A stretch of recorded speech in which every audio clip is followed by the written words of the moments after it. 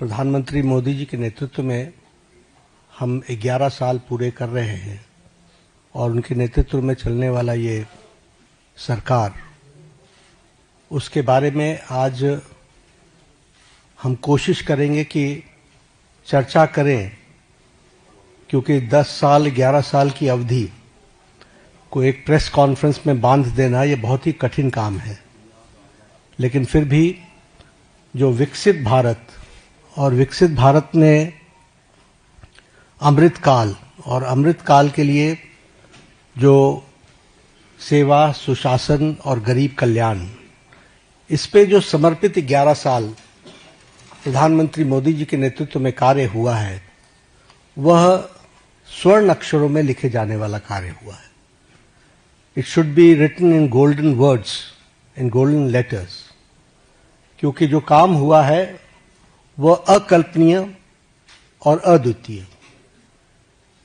और इस बात को हमको ध्यान में रखना चाहिए कि किस तरीके से प्रधानमंत्री मोदी जी ने देश की राजनीति की संस्कृति, पॉलिटिकल कल्चर, देश के राजनीतिक संस्कृति, पॉलिटिकल कल्चर को उन्होंने परिवर्तित किया है।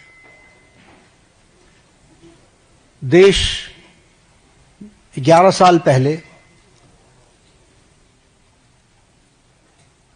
तुष्टीकरण पर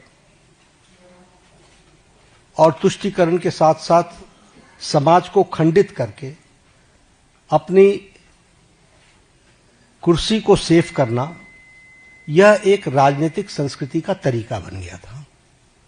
लेकिन प्रधानमंत्री मोदी जी के आने के बाद जब मैं कहता हूं कि he change the political culture of the country, तो politics of performance, responsive government, responsible government, एक जिम्मेवार सरकार, एक जवाबदेह सरकार, और इसके साथ साथ हम ये कहेंगे कि पॉलिटिक्स ऑफ रिपोर्ट कार्ड, यानी हम अकाउंटेबल गवर्नमेंट, जो हम काम कर रहे हैं उसको हम जनता के सामने अकाउंट करते हुए चीजों को रखें। ये नई संस्कृति पैदा हुई और इसलिए मैं बड़े गर्व के साथ ये कह सकता हूं कि पिछले 11 साल में मोदी जी के नेतृत्व में चलने वाली सरकार ने भारत की राजनीति की संस्कृति को बदलकर न्यू नॉर्मल, न्यू ऑर्डर को स्थापित किया है।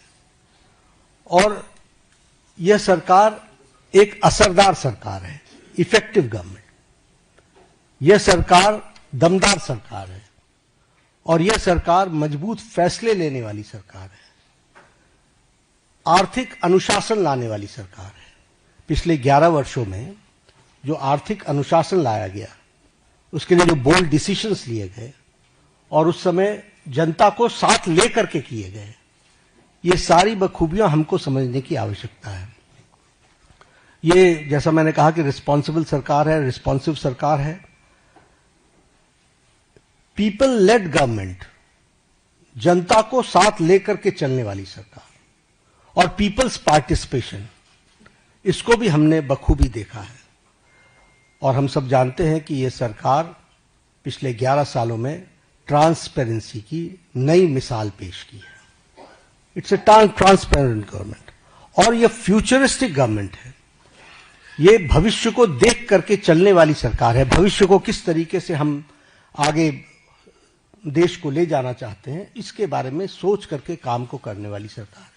और इसीलिए वी टॉक अबाउट विकसित भारत, और विकसित भारत का ये अमृतकाल, और ये 10 साल 11 साल ने विकसित भारत का बेस बनाया है। This we have to understand. और इस बेस को बनाने के लिए जो भी फैसले लेने थे, वो सारे फैसले लिए गए।